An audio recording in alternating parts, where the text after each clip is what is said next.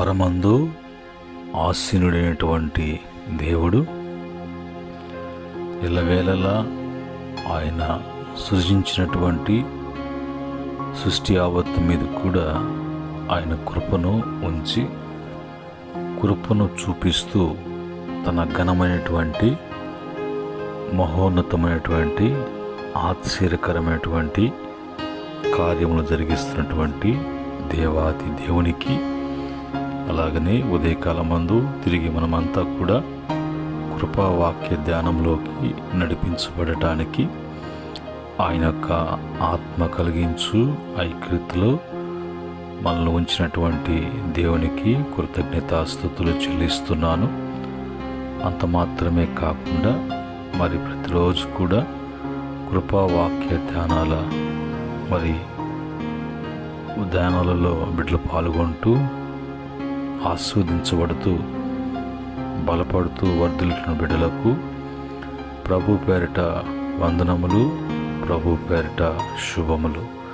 ప్రియమైన దేవుని బిడ్డ, ఈరోజు ప్రభు మనకిచ్చిన వాక్యం చదువుకొని ప్రార్థనాపూర్వకంగా ధ్యానం చేద్దాం. సామెతల గ్రంథము 22వ అధ్యాయము 1వ వచనములో ఉన్నటువంటి మాట నేను చదువుతున్నాను. గొప్ప ఐశ్వర్యము కంటే మంచి పేరును వెండి బంగారముల కంటే దయయు కోరదగినవి.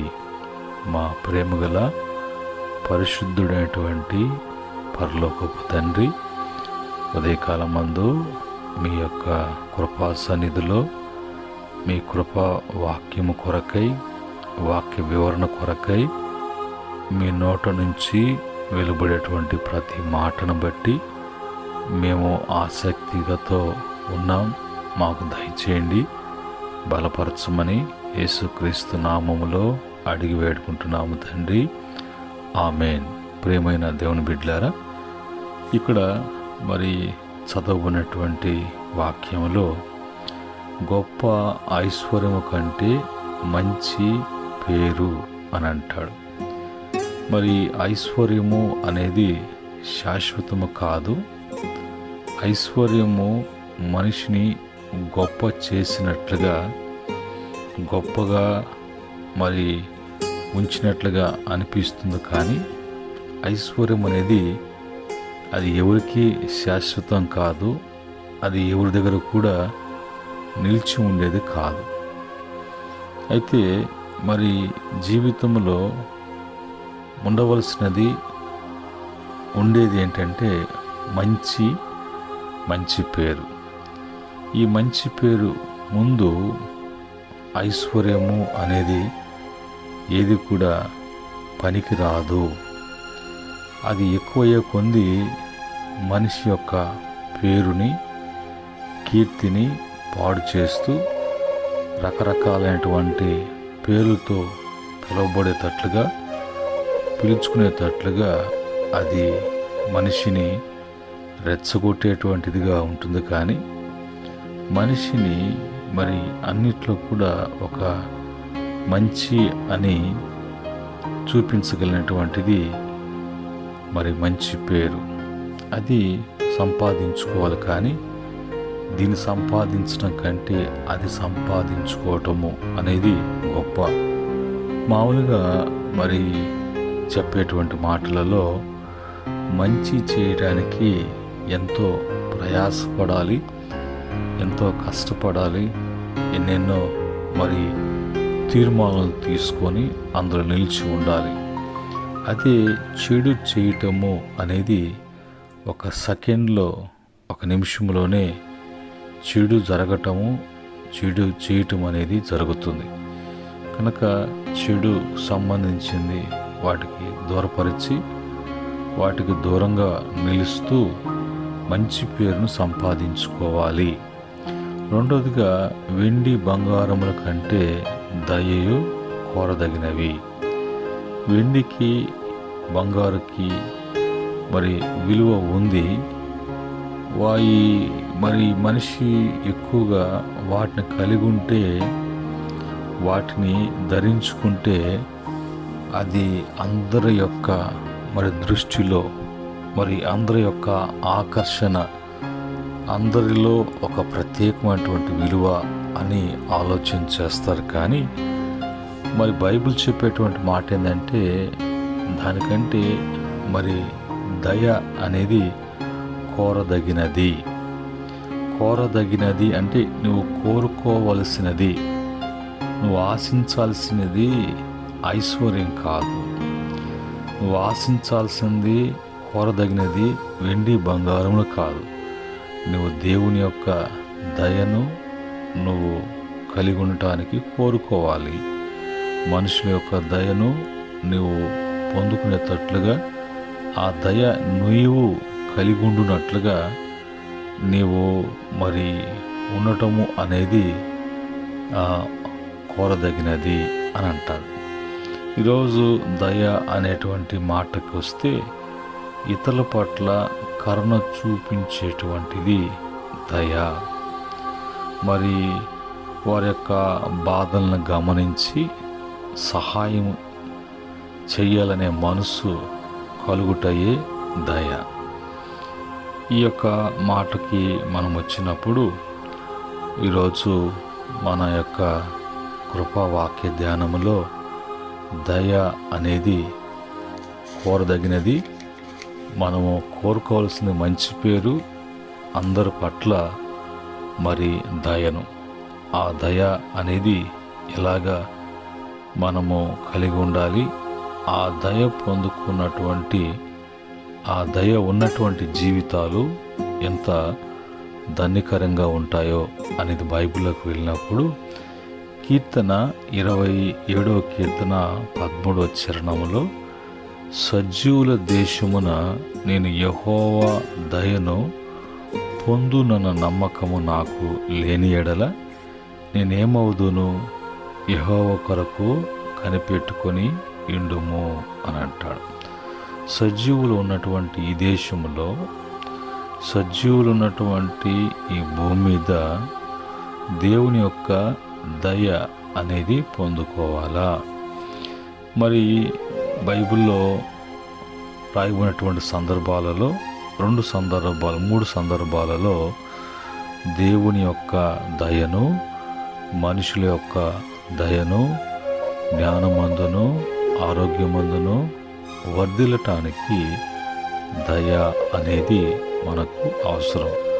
ఆ దయ దేవుడు మన పట్ల చూపిస్తున్నటువంటి దయ, మన యొక్క మంచి పేరును బట్టి, మంచి ప్రవర్తన బట్టి, మన నడవడికను బట్టి మనుషుల యొక్క దయ కూడా పొందుకోవాలి. అలాగనే నీవు కూడా దయ కలిగినటువంటి వారిగా ఉండాలి. రెండవదిగా బైబిల్లో చెప్పేటువంటి మాట ఏంటంటే, సామెతల గ్రంథము 3వ అధ్యాయము 3-4 వచనములలో ఉన్నటువంటి మాట, దయను సత్యమును ఎన్నడూను నిన్ను విడిచిపోనీయకుము, వాటిని కంఠభూషముగా ధరించుకొనుము, నీ హృదయమును పలక మీద వాటిని రాసుకొనుము. అప్పుడు దేవుని దృష్టి అందును మానవుల దృష్టి అందును నీవు దయ నొంది మంచి వాడవని అనిపించుకుందువు. ఇది మరి ఈ క్రమములో మనము ఉన్నప్పుడు, అలాగా దయా సత్యమును ఎన్నడూ కూడా విడిచిపెట్టి వెళ్ళకుండా అవి మరి మన యొక్క కంఠభూషములుగాను, మన హృదయమైన పలక మీదగాను అవి రాసుకున్నప్పుడు, దేవుని యొక్క దృష్టి, మనుషుల యొక్క దృష్టి మన మీద ఉంటుంది.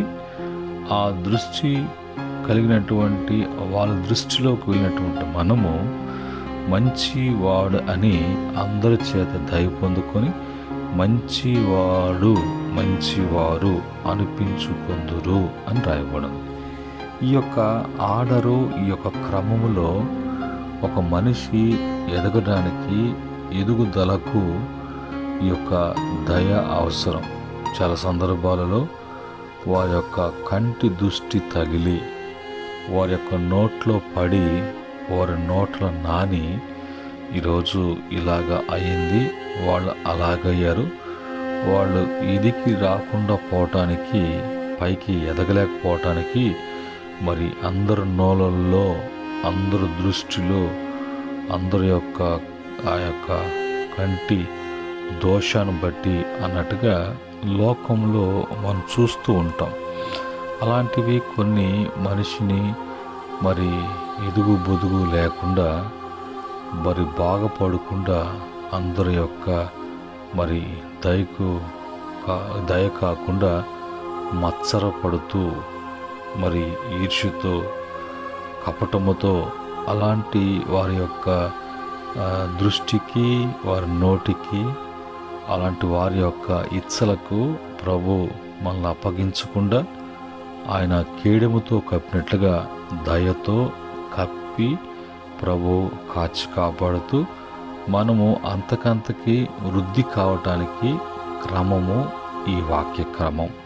అలా కాకుండా మరి ఒకరిని లెక్క చేయకుండా, ఒకరికి చెప్పాల్సిన అవసరం లేదు, నా కష్టము నాది, నేను అన్నట్టుగా ఒకవేళ అలాంటి ప్రయత్నాలు చేసి అందరి దృష్టిలో మరి మంచి పేరు అనేది కాకుండా చెడ్డ పేరు, మరి ప్రవర్తన బట్టి అందరి యొక్క నోళ్ళల్లో పలు విధమైనటువంటి మరి మాటలతో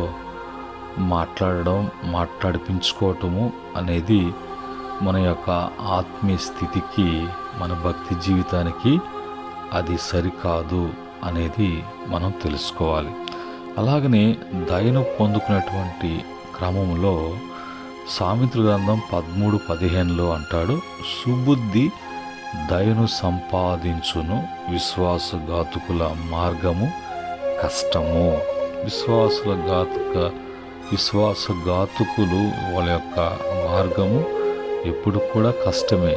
వాళ్ళు నడవటం కానీ, వారు ఏం చేసుకోవాలనుకున్నా, ఏం జరగాలన్నా వారి యొక్క విశ్వాసఘాతకాన్ని బట్టి వాళ్ళకన్నీ కూడా కష్టాలే, నష్టాలే, బాధలే.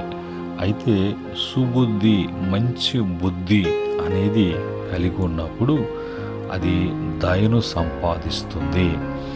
దావీదు సుబుద్ధి కలిగి ప్రవర్తించగా అతను మనుషుల యొక్క దృష్టికిని, దేవుని యొక్క దృష్టికిని దయ పొందుకున్నటువంటి వాడుగా, మంచివాడుగా, మంచి పేరు తెచ్చుకున్నటువంటి వాడుగా మనం బైబిల్లో మరి 1 సమూయేలు గ్రంథము 18వ అధ్యాయంలో ఉన్నటువంటి మాటలను మనం చూడగలం. ఆ క్రమంలో మనము కూడా ఆ యొక్క బుద్ధి కలిగి, ఆ సుబుద్ధి అనేది అందరి యొక్క మనసులలో ఒక దయను మరి పుట్టించబడి, ఆ దయను మనం కలిగినటువంటి వారుగా, పొందుకున్నటువంటి వారుగా ఉంటాం. అలాగనే మరి బైబిల్లో చెప్పినటువంటి క్రమం ప్రకారంగా 2వ పేతురు పత్రిక 1వ అధ్యాయం 7వ వచనములో భక్తి యందు సహోదర ప్రేమయందు దయను అమర్చుకొనుడి. భక్తి ఉండాలి, భక్తితో కూడా ప్రేమ ఉండాలి, ప్రేమతో కూడా దయను మనం పొందుకుంటున్నాం.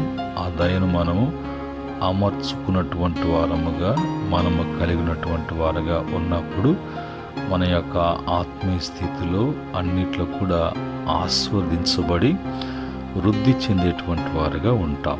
ఆ క్రమంలో మరి సామెతల గ్రంథము 5వదిగా సామెతల గ్రంథము 3వ అధ్యాయము 34వ వచనంలో అపహాసకులను ఆయన అపహసించును, దీనుని ఎడల ఆయన దయచూపును. ఈరోజు మనము మరి ఆ విధంగా దయ పొందుకోవాలి. ఎస్తేరు తన జీవితంలో మరి ఆ దీనత్వాన్ని బట్టి, ఆ తగ్గింపును బట్టి ఆమె హేగే దయ పొందుకుంది, మనుషుల యొక్క, ప్రజల యొక్క దయ పొందుకున్నది. అలాగనే మరి రాజు యొక్క దయ పొందుకునేది. కనుక ఒక సాధారణమైనటువంటి ఒక స్త్రీ, ఒక అమ్మాయి ఆ దయ ఏం చేసింది అంటే ఒక ఉన్నతమైనటువంటి మరి స్థితికి తీసుకువెళ్ళటమే కాకుండా 120 సామ్రాజ్యాలకు ఆమె మరి అధినేతగా, రాణిగా, పరిపాలించేటువంటి పరిపాలకులుగా ఆమెను తీసుకువెళ్ళటానికి కారణం ఏంటంటే దయ పొందుకున్నది. కనుక దయ పొందుకుందంటే సుబుద్ధి ఉంది, దయ పొందుకుంది అని అంటే భక్తి ఉంది, దయ పొందుకుంది అంటే ప్రేమ ఉన్నది, దయ పొందుకున్నది అంటే దీనత్వం ఉన్నది.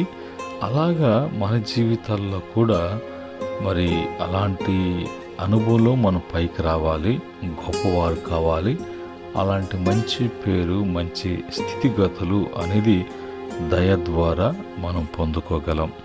ఆరోదుగా మరి సామెతల గ్రంథం 11వ అధ్యాయం 17వ వచనములో దయగలవాడు తనకే మేలు చేసుకొనును, క్రూరుడు తన శరీరముకు బాధ తెచ్చుకొనును. క్రూరుడు క్రూరంగా ప్రవర్తించేవాడు తన శరీరానికి బాధ అనేది తెచ్చుకుంటాడు.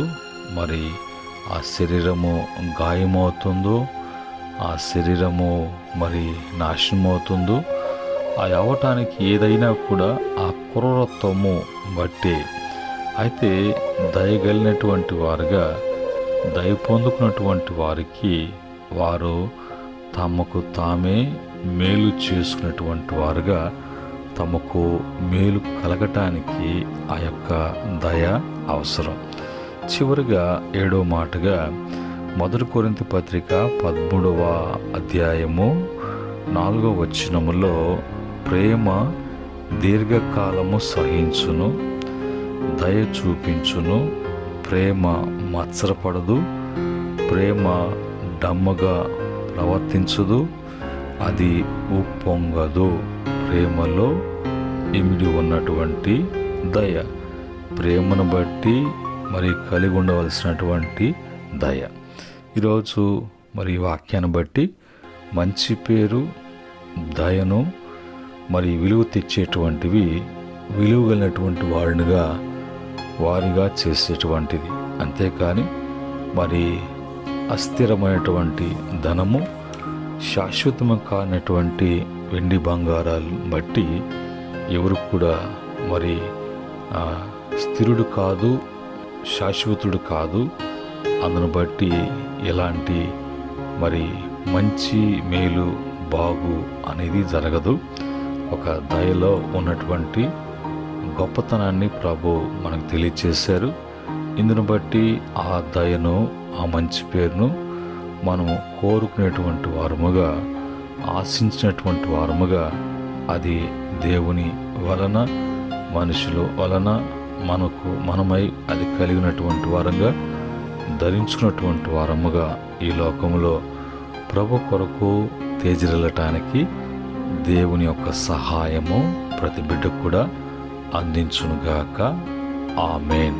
మా ప్రేమగల తండ్రి, జీవమగలినటువంటి జీవాధిపతి, ఉదయకాలమందు మా యొక్క జీవితాల యొక్క తండ్రి మేలు కోరి దయను గురించి మీరు మాట్లాడారు.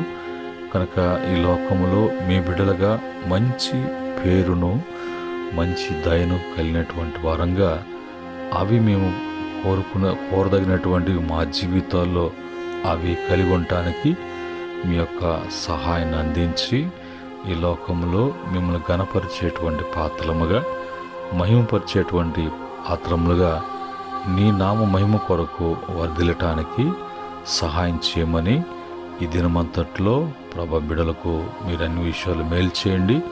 ఈ పండగ నెలలో బిడ్డలకు తండ్రి మరి వాళ్ళ జీవితాల్లో జరగవలసినటువంటి కార్యాలు జరిగించమని యేసుక్రీస్తు నామములో అడిగి వేడుకుంటున్నాము తండ్రి.